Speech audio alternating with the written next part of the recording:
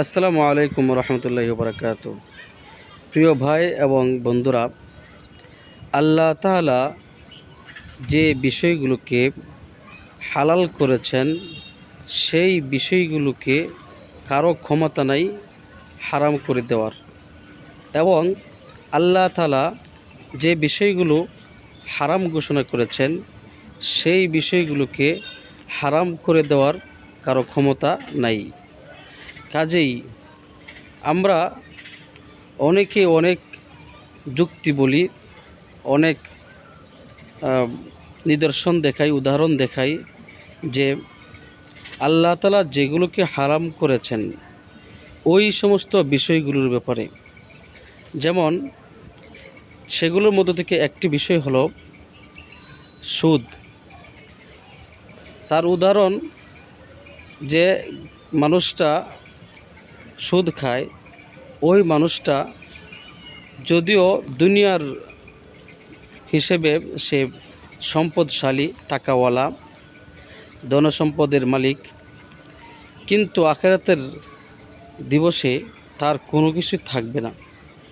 ওই লোকটার ব্যাপারে আমরা অনেকে অনেক কিছু বলি, ওই লোকটার কাছ থেকে আমরা অনেকে অনেক অনুদান আনার চেষ্টা করি, এবং আমরা জানি ওই লোকটা সুদ খায়, ওই লোকটা অন্যায় কাজ করে, হারাম কাজ করে।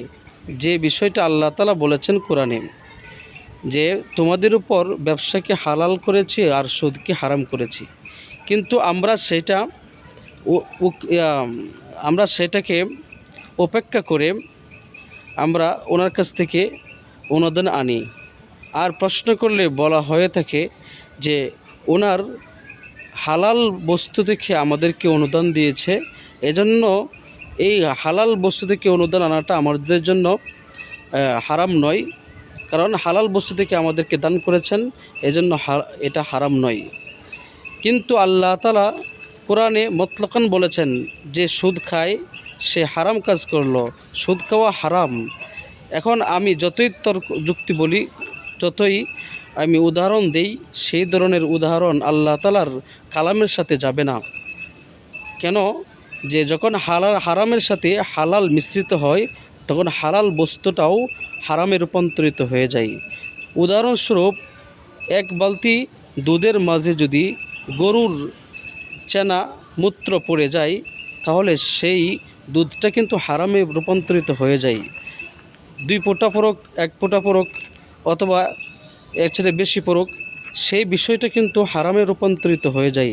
ঠিক তদ্রূপভাবে সুদ যারা খায়, 1 টাকা সুদ খাক অথবা 2 টাকা সুদ খাক অথবা এর চেয়ে তার বেশি খাক, সেই মানুষটার কাছ থেকে যদিও অন্যান্য সম্পদগুলো তার হালাল, এই হালাল এবং সুদের যে টাকা এটা মিশ্রিত করা হলে, একই সাথে রাখা হলে সেই বিষয়গুলো হারামে রূপান্তরিত হবে।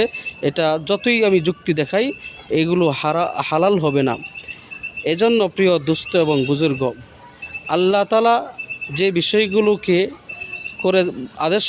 করতে আদেশ করেছেন সেই বিষয়গুলো আমরা মানব এবং সেই বিষয়গুলো পালন করব, এবং যে বিষয়গুলো আল্লাহ তাআলা হারাম ঘোষণা করেছেন সেই বিষয়গুলো থেকে দূরে থাকব। কেননা আল্লাহ তাআলা বলেন, হুররিমাত আলাইকুমুল মাইতাতু ওয়াদ-দামু ওয়া লাহমুল খিনজির, যে তোমাদের উপর মৃত জন্তু, তোমাদের উপর মদকে হারাম করা হয়েছে, মৃত জন্তুকে খাওয়া হারাম ঘোষণা করা হয়েছে, এবং তোমাদেরকে খিনজির, শূকর খেতে হারাম করা হয়েছে। এই বিষয়গুলো আমরা যেরকমভাবে আল্লাহ তাআলা বলেছেন সেই রকমভাবে আমরা হারাম হিসেবে মেনে নেব, এছাড়া আমাদের কোনো উপায় নাই।